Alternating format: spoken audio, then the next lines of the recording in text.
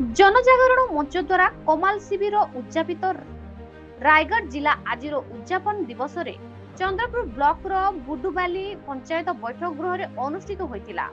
जनजागरण मंचर कर्मकर्ता श्री दिवाकर सबर परिचालना कले सरपंच श्रीजुक्त भीम कागेरंगा सभापतित्व करथिले। गुडारी और चंद्रपुर ए दुईटी ब्लॉक द्वारा कर्मशाला आयोजित होइतिला। मुख्य अतिथि भावरे स्थानीय बीडीओ सौम्यकांत बेंगल, मुख्य वक्ता भावे एबीओ उमाकांत मिसाल, भारप्राप्त जीपी ओ राजेंद्र पाल, कृषि अधिदर्शक जगदीश गोमांग, गुडारी ब्लॉक कमिटी संपादक श्री इरेसा किंबांका, सांबादिक सकाळ और सांबादिक धरित्री मोल गोगेरंगा सम्मानित अतिथि भावे मंचासीन थिले।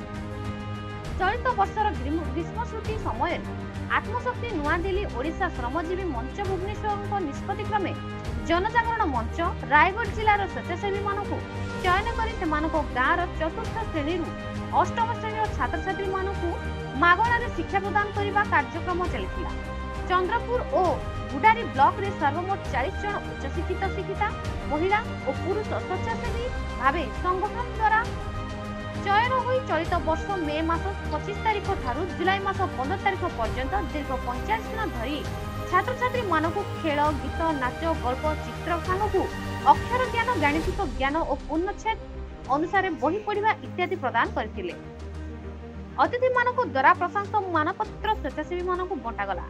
स्वेच्छासेवी मानकु एवं जनसाधारण मंच लोक संगठन को अतिथि खुशीर सह साधुवाद जणाइथिले।